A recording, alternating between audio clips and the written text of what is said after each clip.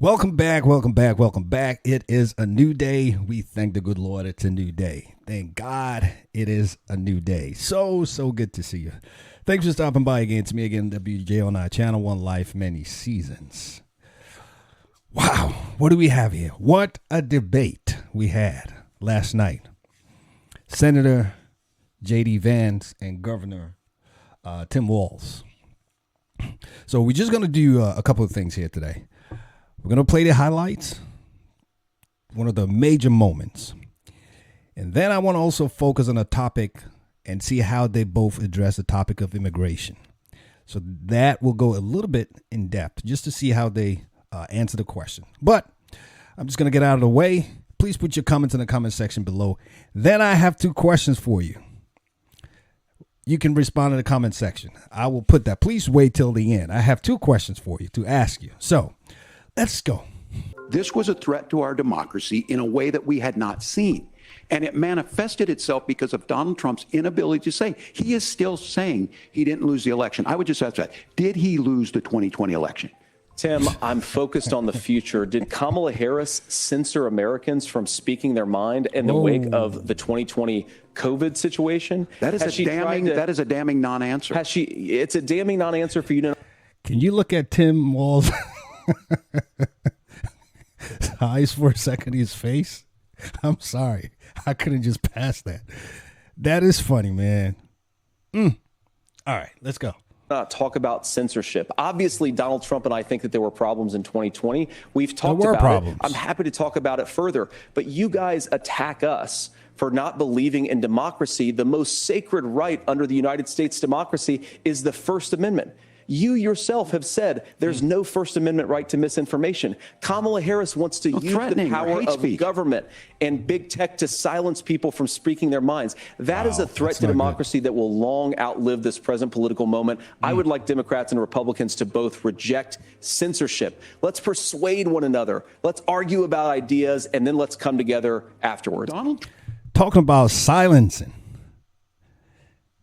Vance just silenced Tim Walz right there. He was dumbfounded. My, oh my. Let's go on. Trump had 4 years. He had 4 years to do this. And he promised you, America, how easy it would be. I'll build you a big, beautiful wall, and Mexico will pay for it. Less than 2% of that wall got built, and Mexico didn't pay a dime. But here we are again, 9 years after he came down that escalator, dehumanizing people. You've got schools that are overwhelmed. You've got hospitals that are overwhelmed. You have got housing that is totally unaffordable because we brought in millions of illegal immigrants to compete with Americans for scarce homes. The people that I'm most worried about in Springfield, Ohio, are the American citizens who have had their lives destroyed by Kamala Harris's open border. The issue on this is what happens when you don't want to solve it. You demonize it. And we saw this. And Senator Vance, and it surprises me on this, talking about and saying, I will create stories to bring attention to this. That vilified a large number of people who were here legally in the community of Springfield. The Republican governor said, it's not true. Don't do it. There's consequences for this. There's consequences. We could come together. Senator Langford did it. We could come together and solve this if we didn't let Donald Trump continue to make. Donald Trump, Donald Trump, Donald Trump. You guys are in the office right now. Kamala is in the office right now. She's the border czar. And just for a second. Oh, I have to give it to both of them, though. At least they were cordial, right? I guess it was part and part had to do with Vance's demeanor. He's, I call him Mr. Cool. Mr. Cool. He was able to calm Mr. Rowdy. I call Walz Rowdy. Mr. Cool versus Mr. Rowdy. This is Kamala Harris's fault. You opened the border. At least before you fix it, you can shut it. When you have a busted pipe, anything, you don't try to fix it while it's still running. The first thing you do is to turn it off. You shut it. And then you figure out how you're going to fix it. How is it Trump's problem? You're the ones in the office right now. And it becomes a talking point. And when it becomes a talking point like this, we dehumanize and villainize other human beings. Now, to answer this particular question, we have to remember that as much as Governor Walz just accused Donald Trump of being an agent of chaos, Donald Trump actually delivered stability in the world, and he did it by establishing effective deterrence. People were afraid of stepping out of line. Iran, which launched this attack, has received over $100 billion in unfrozen assets thanks to the Kamala Harris administration. Governor Walz, you blame Donald Trump. Who has been the vice president for the last 3.5 years? And the answer is your running mate, not mine. Donald Trump consistently made the world more secure. Now, we talk about what the sequence of events that led us to where we are right now, and you can't ignore October the 7th, which I appreciate Governor Walz bringing up. But when did Iran and Hamas and their proxies attack Israel? It was during the administration of Kamala Harris. Thank you, Governor. And just to clarify for our viewers, Springfield, Ohio does have a large number of Haitian migrants who have legal status, temporary protected status. Well, Margaret, but thank you, Senator. We have so much to get to. Margaret, I think it's important because we're going to turn out of the economy. Thank Margaret, you. The rules were that you guys weren't going to fact check, and since you're fact checking me, I think it's important to say what's actually going on. I like what J.D. Vance did right there. They were trying to pull the same thing ABC pulled, 3-on-1. He wasn't having it. Without yelling, without arguing, but standing his ground. JD, well done. So there's an application called the CBP One app, where you can go on as an illegal migrant, apply for asylum or apply for parole, and be granted legal status at the wave of a Kamala Harris open border wand. That is not a person coming in, applying for a green card and waiting for 10 years. That is the facilitation of illegal immigration, Margaret, by our own Thank you, Senator, for describing the legal process. We have so much to get to, Senator. Those laws have been on the books since 1990. Thank you, gentlemen. The CBP One app has not been on the books. It's something that Kamala Harris created, Margaret. Gentlemen, now their mics are turned off. The audience can't hear you because your mics are cut. We have so much we want to get to. Thank you for explaining the legal process. Before we talk about deportations, we have to stop the bleeding. We have a historic immigration crisis because Kamala Harris started and said that she wanted to undo all of Donald Trump's border policies. 94 executive orders suspending deportations, decriminalizing illegal aliens, massively increasing the asylum fraud that exists in our system. That has opened the floodgates. And what it's meant is that a lot of fentanyl is coming into our country. I had a mother who struggled with opioid addiction and has gotten clean. I don't want people who are struggling with addiction to be deprived of their second chance because Kamala Harris let in fentanyl into our communities at record levels. So you've got to stop the bleeding. You've got to re-implement Donald Trump's border policies, build the wall, re-implement deportations. And that gets me to your point, Margaret, about what do we actually do? So we've got 25 million illegal aliens who are here in the country. What do we do with them? I think the first thing that we do is we start with the criminal migrants. About 1 million of those people have committed some form of crime in addition to crossing the border illegally. I think you start with deportations on those folks. And then I think you make it harder for illegal aliens to undercut the wages of American workers. A lot of people will go home if they can't work for less than minimum wage in our own country. And by the way, that'll be really good for our workers who just want to earn a fair wage for doing a good day's work. And the final point, Margaret, is you ask about family separation. Right now in this country, Margaret, we have 320,000 children that the Department of Homeland Security has effectively lost. Some of them have been sex trafficked. Some of them hopefully are at homes with their families. Some of them have been used as drug trafficking mules. The real family separation policy in this country is unfortunately Kamala Harris's wide open southern border. And I'd ask my fellow Americans to remember when she came into office, she said she was going to do this. Real leadership would be saying, you know what, I screwed up. We're going to go back to Donald Trump's border policies. I wish that she would do that. It would be good for all of us. Wow. Now, just still staying on that same topic, we're going to go to another clip. It goes in a little more in depth because I think it's quite important because it's a major, major issue in this election. Economy, immigration. Those are the two main issues. So let's watch this, and then I'll come back with the two questions that I have, and I hope to hear from you. Put it in the comment section below. Let's go. Senator Vance, Your campaign is pledging to carry out the largest mass deportation plan in American history and to use the U.S. military to do so. Could you be more specific about exactly how this will work? For example, would you deport parents who have entered the U.S. illegally and separate them from any of their children who were born on U.S. soil? You have 2 minutes. So first of all, Margaret, before we talk about deportations, we have to stop the bleeding. We have a historic immigration crisis because Kamala Harris started and said that she wanted to undo all of Donald Trump's border policies.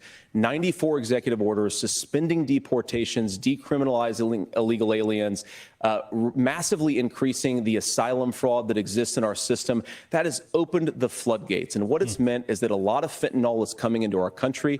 I had a mother who struggled with opioid addiction and has gotten clean. I don't want people who are struggling with addiction to be deprived of their second chance because Kamala Harris let in fentanyl into our communities at record levels. So you've got to stop the bleeding. I agree. You've got to re-implement Donald Trump's border policies, build the wall, re-implement deportations. And that gets me to your point, Margaret, about what do we actually do? So we've got 25 million illegal aliens who are here in the country. What do we do with them? I think the first thing that we do is we start with the criminal migrants. About 1 million of those people have committed some form of crime in addition to crossing the border illegally. I think you start with deportations on those folks. And then I think you make it harder for illegal aliens to undercut the wages of American workers. A lot of people will go home if they can't work for less than minimum wage in our own country. And by the way, that'll be really good for our workers who just want to earn a fair wage for doing a good day's work. That's right. And the final point, Margaret, is you ask about family separation. Right now in this country, Margaret, we have 320,000 children that the Department of Homeland Security has effectively lost. Some of them have been sex trafficked. Some of them hopefully are at homes with their families. Some of them have been used as drug trafficking mules. The real family separation policy in this country is unfortunately Kamala Harris's wide open southern border. And I'd ask my fellow Americans to remember when she came into office, she said she was going to do this. Real leadership would be saying, you know what, I screwed up. We're going to go back to Donald Trump's border policies. I wish that she would do that. It would be good for all of us. Governor, do you care to respond to any of those specific allegations, including that the vice president is, quote, letting in fentanyl and using kids as drug mules, among other things regarding children? The drug mule is not true, but I will say about the fentanyl, because this is a crisis of this, the opioid crisis. And the good news on this is the last 12 months saw the largest decrease in opioid deaths in our nation's history. 30% decrease in Ohio, but there's still more work to do. But let's go back to this on immigration. Kamala Harris was the Attorney General of the largest state and a border state in California. She's the only person in this race who prosecuted transnational gangs for human trafficking and drug interventions. But look, we all want to solve this. Most of us want to solve this. And that is the United States Congress. That's the Border Patrol agents. That's the Chamber of Commerce. That's most Americans out here. That's why we had the fairest and the toughest bill on immigration that this nation's seen. It was crafted by a conservative senator from Oklahoma, James Lankford. I know him. He's super conservative, but he's a man of principle, wants to get it done. Democrats and Republicans worked on this piece of legislation. The Border Patrol said, this is what we need in here. These are the experts. And the Chamber of Commerce and the Wall Street Journal said, pass this thing. Kamala Harris helped get there. 1,500 new border agents, detection for drugs, DOJ money to speed up these the adjudications on this, just what America wants. But as soon as I was getting ready to pass and actually tackle this, Donald Trump said no, told them to vote against it because it gives him a campaign issue. It gives him what would Donald Trump talk about if we actually did some of these things? And they need to be done by the legislature. You can't just do this through the executive branch. So look, we have the options to do this. Donald Trump had 4 years. He had 4 years to do this. And he promised you, America, how easy it would be. I'll build you a big, beautiful wall, and Mexico will pay for it. Less than 2% of that wall got built, and Mexico didn't pay a dime. But here we are again, 9 years after he came down that escalator, dehumanizing people and telling them what he was going to do. As far as the deportation plan, at one point, Senator Vance said it was so unworkable to be laughable. So that's where we're at. Pass the bill, she'll sign it. Governor, your time is up.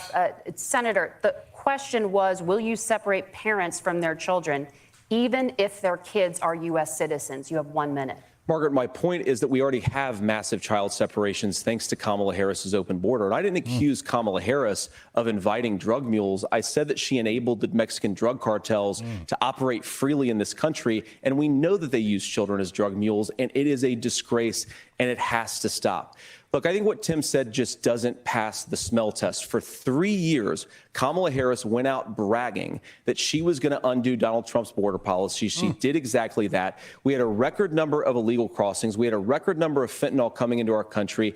And now that she's running for president, or a few months before, she says that somehow she got religion and cared a lot about a piece of legislation. The only thing that she did when she became the vice president, when she became the appointed border czar, was to undo 94 Donald Trump executive actions that opened the border. This problem is leading to massive problems in the United States of America. Parents who can't afford health care, schools that are overwhelmed. It's got to stop, and it will when Donald Trump is president. Wow, there you have it. Man, my, oh my, oh my. What a debate. Now to my two questions. Please put your comments in the comment section below. Please put your comments in the comment section below what you think about this debate. Those are some major highlights. Two questions I have before we wrap this up. Thanks for stopping by again. Please remember to like, comment, share, and subscribe. Just remember to like, comment, share, and subscribe. Question 1.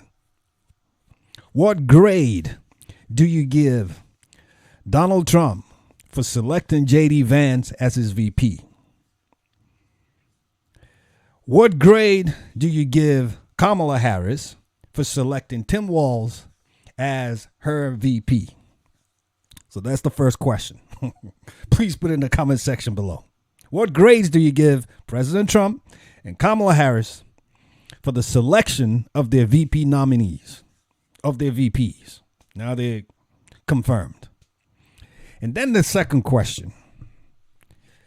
If this were the presidential debate and not the VP debate, if J.D. Vance and Tim Walz were both running for the office of the president, who would you pick? Who would you feel more comfortable? Who would you feel more comfortable running the country? If. Please put in the comment section below and let us know. Hey, we're about to wrap it up. You know how we like to do it. We just like to remind ourselves that we always remember that we got one life with many seasons and many blessings. It's time to vote. Time to do it. Go vote. Pray about it. Think about it. And make your decision. God bless you. And I'll see you soon. You take care now. Bye for now.